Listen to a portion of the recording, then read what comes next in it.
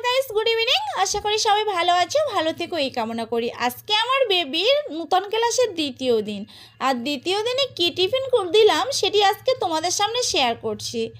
আজকে টিফিন ছিল Maggi vegetable মশলা। আমি আমার নিজের মতো করে নামটি দিলাম, জানি না কেমন লাগলো, তোমাদের কেমন লাগলো অবশ্যই কমেন্টে কিন্তু জানিও।